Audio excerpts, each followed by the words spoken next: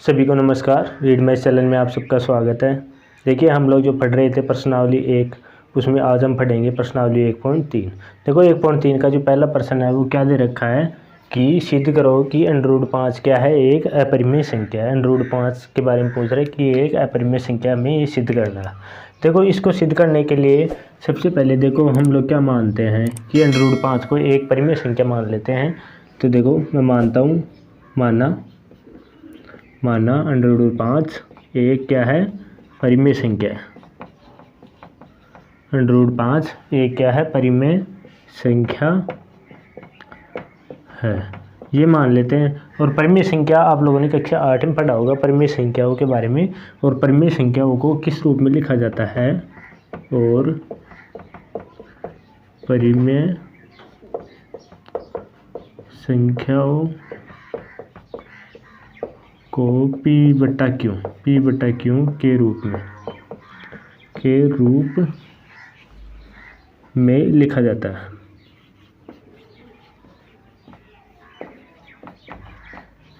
परिमेय संख्याओं को किस रूप में लिखा जाता है, P/Q के रूप में लिखा जाता है, जहाँ पे Q का मान 0 नहीं होता है। ये हम लोगों ने परिमेय संख्या के बारे में पढ़ा था।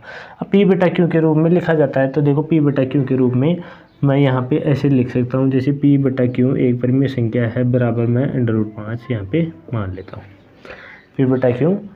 P/Q बराबर √5 मान लिया। अब यहाँ पे मानते हैं P/Q का एक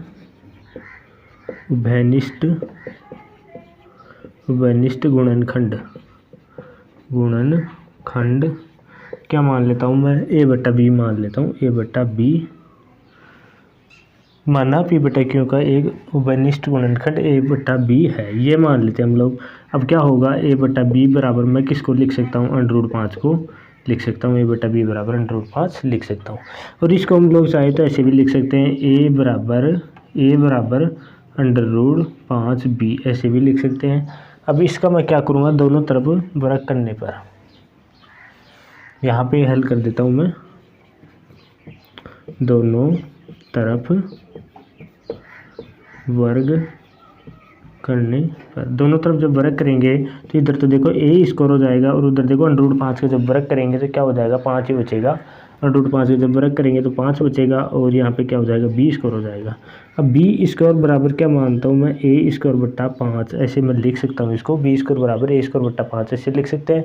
अब देखो A में किसका भाग जा रहा है, यानी A² में भाग जा रहा है 5 का, तो यानी A को क्या करता है, यहाँ पे मैं ये लिख सकता हूँ कि A को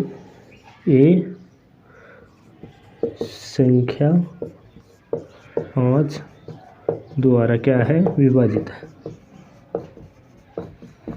संख्या 5 द्वारा क्या है, विभाजित है। है ना जो संख्या 5 द्वारा विभाजित है। यहाँ पे देखो ये तो हो गया पहला पार्ट अपना प्रश्न का, जगह कम है तो मैं थोड़ा ऐसे लिख रहा हूँ। ये प्रथम पार्ट हो गया इसका। अब मैं ये मान सकता हूँ A बराबर क्या मान रहा हूँ, अब 5C मान रहा हूँ। A बराबर क्या मान रहा हूँ, 5C मान रहा हूँ। यहाँ पे माना A बराबर 5C। अब देखो इसके अंदर B² बराबर A²/5 दे रखा है, इसके अंदर मैं A बराबर 5C लिख रहा हूँ। B² बराबर A बराबर जब 5C लिखूँगा, 5C का स्क्वायर हो जाएगा, तो 5C का क्या हो जाएगा, स्क्वायर हो जाएगा। बटे में कितना है, 5 है, बराबर यहाँ क्या बचेगा, B² बराबर 5C का स्क्वायर, ये बचेगा, क्योंकि एक 5 नीचे वाले 5 से कट जाएगा। अब देखो यहाँ पे C² बराबर भी क्या बच रहा है, B²/5 बच रहा है। यानी B भी क्या है, B संख्या, ये B है वो क्या है, संख्या 5 द्वारा विभाजित है। B क्या है, संख्या 5 द्वारा क्या है, विभाजित है। यह हमें पता लग गया। अब देखो P/Q था, उसका देखो P/Q का एक उभयनिष्ठ गुणनखंड था। क्या था, A/B था। अब A भी 5 से विभाजित है, B भी 5 से विभाजित है, यानी A में 5 का भाग जाता है, B में भी 5 का भाग जाता है। हम लोगों ने क्या क्या प्राप्त किया, यहाँ पे A है संख्या किससे विभाजित है, 5 से विभाजित है। B भी किससे विभाजित है, 5 से विभाजित है। अतः हम लोग क्या कह सकते हैं, कि A तथा B का एक के अतिरिक्त कोई गुणनखंड नहीं है, कोई गुणनखंड नहीं है, यानी एक के अतिरिक्त कोई गुणनखंड नहीं है। ए व बी का हम लोगों ने ए बट्टा बी माना था, उसका क्या है, एक के अतिरिक्त कोई गुणनखंड नहीं है। यानी हमें जो विरोधाभास प्राप्त हुआ, अतः विरोधाभास से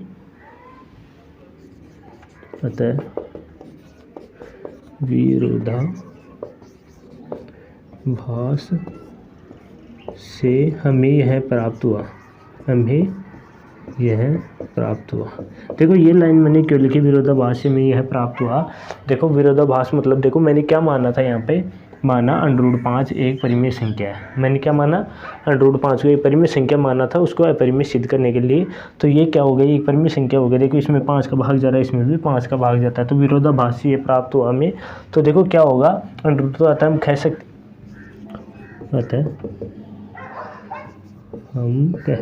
हैं क्या है यहाँ पे, √5 एक क्या है, परिमेय संख्या, एक अपरिमेय संख्या, √5 एक अपरिमेय संख्या। तो हमें यही सिद्ध करना था कि √5 क्या है, एक अपरिमेय संख्या है। तो सिद्ध हो गई। चलते हैं प्रश्न नंबर 2 कॉल करते हैं। तो भी सेम उसी प्रकार का है कि 3 + 2 √5 क्या है, एक अपरिमेय संख्या है, हमें ये सिद्ध करना है। तो यहाँ पे देखो सेम उसी तरह हल करना है जैसे प्रश्न 1 को हल किया था। माना 3 + 2 √5 क्या है, एक परिमेय संख्या है। ये मान रहे हम लोग परिमेय संख्या है, ये हम लोगों ने मान लिया। क्या माना कि 3 + 2 √5 क्या है, एक परिमेय संख्या है। परिमेय संख्या को किस रूप में लिख सकते हैं हम लोग, परिमेय संख्या को P/Q के रूप में लिख सकते हैं,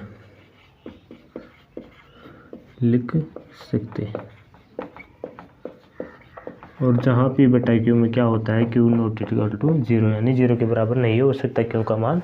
तो ये क्या है, परिमेय संख्या है, हम लोगों ने माना, और परिमेय संख्या को P/Q के रूप में लिख सकते हैं। तो मैं यहाँ इसको इस प्रकार लिख सकता हूँ, P/Q बराबर क्या लिख सकता हूँ, 3 + 2 √5। देखो P तथा Q, P/Q का एक उभयनिष्ठ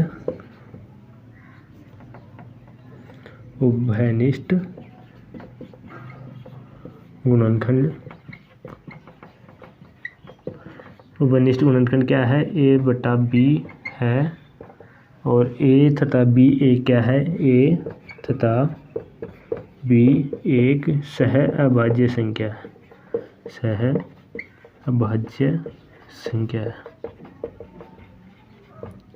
है, ये हम लोग मानते हैं।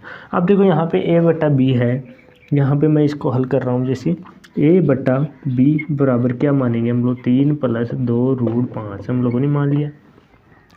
अब देखो मैं इस 3 को इधर ला रहा हूँ, तो A/B - का 3 हो गया, बराबर क्या हो गया, 2 √5 हो गया। अब 3 के नीचे 1 लगा के मैं देखो कॉमन लेके इसको हल करता हूँ, क्या आएगा, इसको हल करता हूँ, क्या आएगा यहाँ पे देखो, A- का 3 B/ क्या बचेगा, यहाँ पे B बचेगा, बराबर क्या बचेगा, 2 √5 बचेगा। और यहाँ पे देखो मैं 2 को इधर ला रहा हूँ, A- का 3 B, और नीचे भी क्या बचेगा, 2 B, बराबर क्या बचेगा, √5। यानी मैंने √ वाली संख्या उनको अलग कर दिया। अब देखो ये P/Q के रूप में है। यहाँ पे देखो A-3B/2B तो क्या है, एक परिमेय संख्या हम लोगों ने देखो माना है। यहाँ पे देखो एक उभयनिष्ठ गुणनखंड A/B, A तथा B क्या एक सह अभाज्य संख्या है। तो यहाँ A-3B/2B एक परिमेय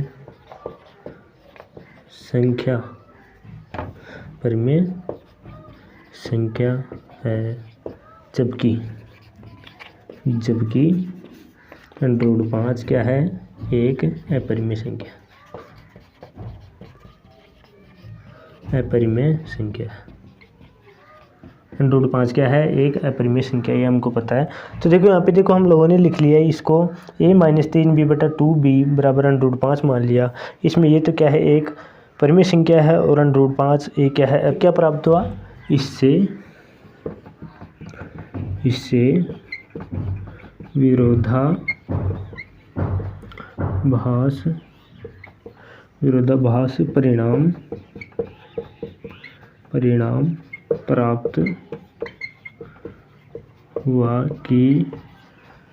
विरोधाभास परिणाम प्राप्त हुआ कि √5 एक परिमेय संख्या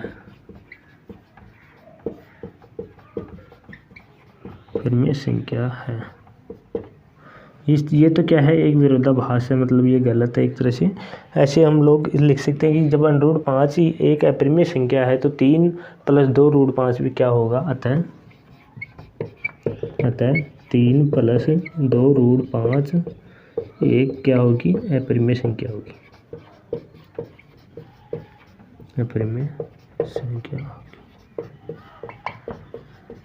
देखो यही हमें सिद्ध करना था। देखो ये ऐसे क्वेश्चन आप लोगों की समझ से बाहर है। लगभग 10वीं कक्षा में ये सिद्ध करने वाले प्रमेय वगैरह होते हैं, तो ज़्यादातर लोग इन्हें नहीं कर पाते हैं क्योंकि उन्हें समझ में नहीं आता ये क्या हो रहा है, क्या लिख रहे हैं।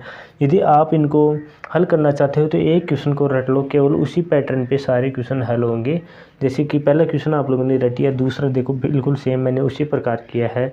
उसी प्रकार देखो हम लोग अगले क्वेश्चन को भी हल करते हैं। 3 भी सेम उसी प्रकार का है। हमें क्या सिद्ध करना है कि ये अपरिमेय संख्या है। तीनों का एक एक करके हम लोग क्या करते हैं? हल करते हैं। देखो सबसे पहले 1/√3 को लेता हूँ मैं यहाँ पे, इसका हल करता हूँ। पहले 1/√2 है, उसको हल कर सकता हूँ। माना 1/√2 क्या है? एक, इसको मान लेते हैं हम लोग क्या है? परिमेय संख्या है। एक परिमेय संख्या है, ये हम लोगों ने मान लिया। और परिमेय संख्या को क्या लिखते हैं? P/Q के रूप में लिखते हैं।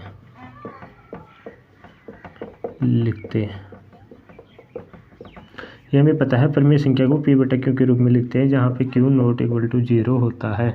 ये हमें पता है, परिमेय संख्या को P/Q के रूप में लिख सकते हैं। यहाँ पे देखो मैं क्या करूँगा? सबसे पहले देखो P/Q बराबर क्या मान लिया? 1/√2, एक परिमेय संख्या माना है इसको, तो ये है। लेकिन ये मैं क्या कर रहा हूँ? P/Q का एक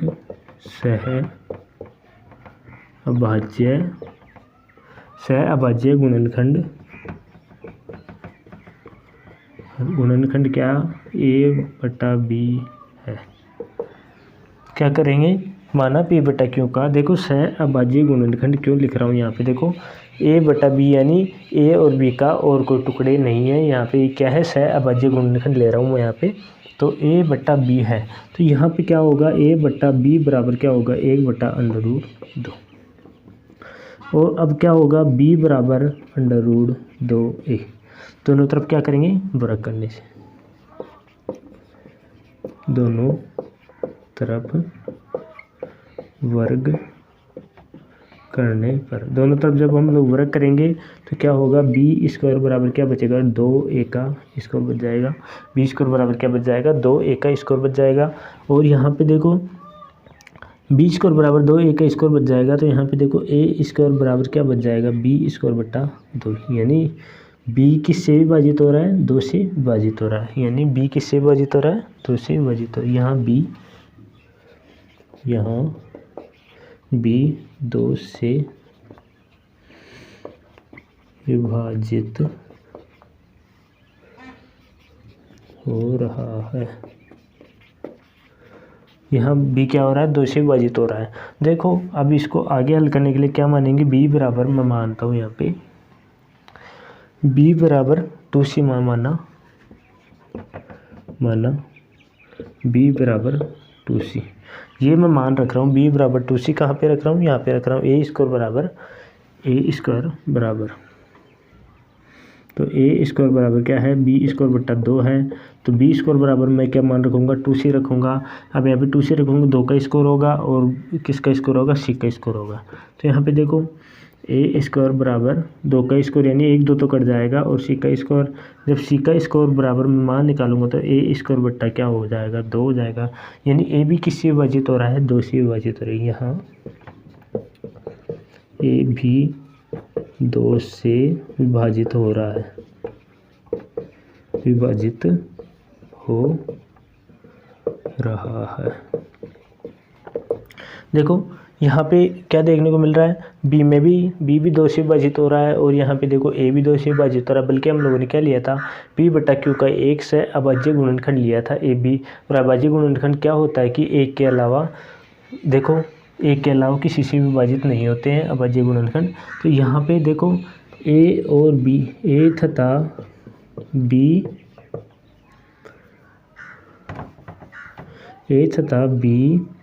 एक सह अभाज्य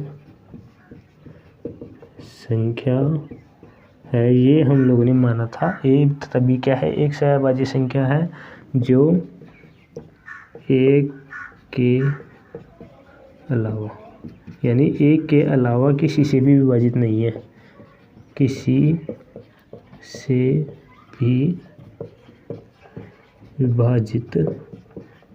विभाजित नहीं है। अतः यह परिणाम किससे प्राप्त हुआ, विरोधाभास से प्राप्त हुआ। विरोधाभास से प्राप्त हुआ।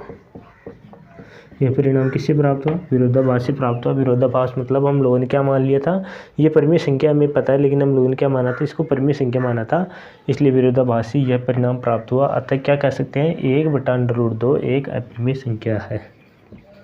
अतः 1/√2 एक क्या है, अपरिमेय संख्या है, अपरिमेय संख्या है। ये हल हो गया इसका। दूसरी वाली संख्या लेते हैं 7√5। तो देखो हल करता हूँ मैं इसका, 7 माना, सेम तरीका है इसको हल करने का। माना 7√5 क्या है, एक परिमेय संख्या है, ये मान लेते हैं हम लोग क्या है, एक परिमेय संख्या है। और हमें पता है परिमेय संख्याओं को P और परिमेय संख्या को P/Q के रूप में क्या करते हैं, लिखते हैं, जहाँ पे क्या होता है, Q नॉट इक्वल टू क्या होगा, 0 होगा। अब देखो माना A/B एक सह अभाज्य संख्या है P/Q की। A/B को क्या मान लिया, सह अभाज्य संख्या है किसकी, P/Q की। A/B सह अभाज्य संख्या। अब देखो यहाँ पे A/B बराबर क्या हो जाएगा, 7√5 हो जाएगा। A/B बराबर क्या हो जाएगा, 7√5 हो जाएगा। तो यहाँ पे देखो मैं इसको हल करूँगा तो 7 को मैं नीचे ला सकता हूँ, 7 को नीचे ला सकता हूँ। यहाँ पे क्या हो जाएगा, A/7B बराबर क्या हो जाएगा, √5। A व B एक क्या है, पूर्णांक है, तो 7 भी एक पूर्णांक है। यदि तीनों संख्या A, B, 7 सभी पूर्णांक है तो A/7 भी तो क्या होगी, एक परिमेय संख्या होगी। तो A/7 भी एक परिमेय संख्या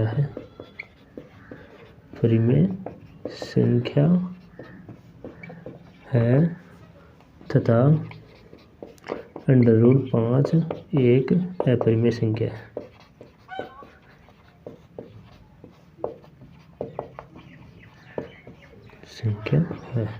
यहाँ पे देखो a/7b बराबर क्या आ रहा है, √5 आ रहा है। तो ये तो क्या है, एक परिमेय संख्या है, ये अपरिमेय संख्या, यानी इसका उत्तर किसके बराबर आ रहा है, √5 के बराबर आ रहा है। तो यह परिणाम हमारी गलत कल्पना से प्राप्त हुआ है।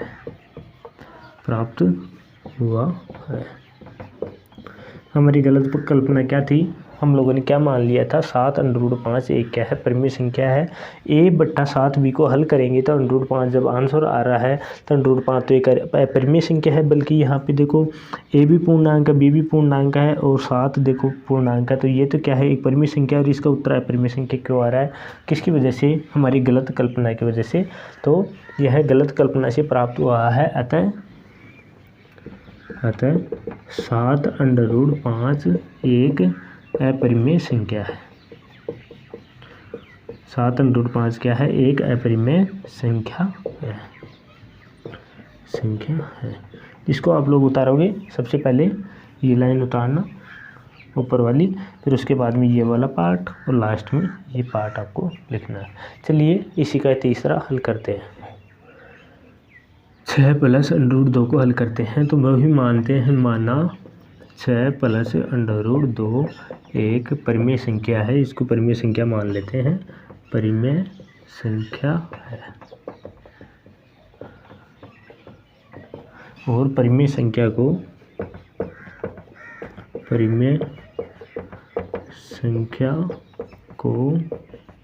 p/q के रूप में लिखते हैं। परिमेय संख्या को p/q के रूप में लिखते हैं, जहाँ पे q ≠ क्या होता है, 0 होता है। p/q के रूप में लिखते हैं। तो यहाँ पे क्या हो गया, p/q बराबर क्या मान लिया हम लोगों ने, 6 + √2 मान लिया। 6 प्लस क्या माना, √2 मान लिया। अब देखो p/q का एक माना, p/q का एक सहअभाज्य गुणनखंड, p/q का एक सहअभाज्य गुणनखंड a/b है, ये हम लोगों ने मान लिया। तो यहाँ पे क्या होगा, a/b बराबर क्या हो जाएगा, a/b बराबर 6 + √2। अब देखो 6 को मैं इधर लाऊंगा, माइनस का हो जाएगा, a/b माइनस का 6 बराबर क्या बच जाएगा, √2 बच जाएगा। 6 को इधर लेके आया, किसका हो गया, माइनस का हो गया। अब देखो 6 को इधर लेके आया, माइनस का हो गया। अब नीचे कॉमन लेके मैं इसको हल कर रहा हूँ, क्या आएगा, a - 6b बट्टा क्या बच जाएगा, b बचेगा बराबर क्या बनेगा, √2 बचेगा। a - 6b बट्टा 2 बराबर क्या बचा, √2 बचा। यहाँ a व b एक पूर्णांक, a b क्या है, एक पूर्णांक है, तथा 6b एक क्या है, पूर्णांक। यहाँ a b पूर्णांक है तो 6b क्या होगा, पूर्णांक होगा। तो यहाँ पे a - 6b बटा b क्या होगा, एक परिमेय संख्या होगी। तो a - 6b बटा b एक परिमेय संख्या होगी, परिमेय संख्या होगी। ये क्या होगी, एक परिमेय संख्या होगी। लेकिन इसका सॉल्यूशन क्या आ रहा है, बराबर क्या आ रहा है, √2 आ रहा है। तो देखो जबकि √2 एक अपरिमेय संख्या है। देखो a भी पूर्णांक, b भी पूर्णांक और 6 भी क्या है, पूर्णांक। तो ये क्या होगी, एक परिमेय संख्या होगी इधर वाली, और इसका सॉल्यूशन क्या आ रहा है, इधर अपरिमेय संख्या आ रहा है। तो यह जो परिणाम प्राप्त हुआ है, यह परिणाम हमारी, देखो सेम पैटर्न है, एक क्वेश्चन आपने लिए निकाल लिया, एक को रट लिया तो पूरी प्रश्नावली चुटकी में हल। यह परिणाम हमारी क्या होगा, गलत कल्पना से प्राप्त हुआ है, गलत कल्पना से प्राप्त हुआ है। अतः हम लोग क्या कह सकते हैं, जो संख्या 6 प्लस √2 है, अतः 6 प्लस √2 एक क्या है, अपरिमेय संख्या है, अपरिमेय संख्या है। यही सिद्ध करना था अपने को। तो ये हो गया अपना प्रश्न नंबर 3 और इसी के साथ हमारी जो 1.3 है वो समाप्त होती है। तो देखो दोस्तों, ये प्रश्नावली 1.3 कुछ थोड़ी अलग टाइप की है। इसमें आप लोग यदि एक क्वेश्चन को भी रट लोगे तो समझ लेना आप लोग पूरी प्रश्नावली को हल कर दोगे। तो एक क्वेश्चन रट लोगे तो उसी पैटर्न से पूरे क्वेश्चन है सेम टू सेम उसी पैटर्न से हल होंगे। तो चलिए, यह हो गई हमारी प्रश्नावली 1.3। जल्दी मिलते हैं हम लोग अगली क्लास।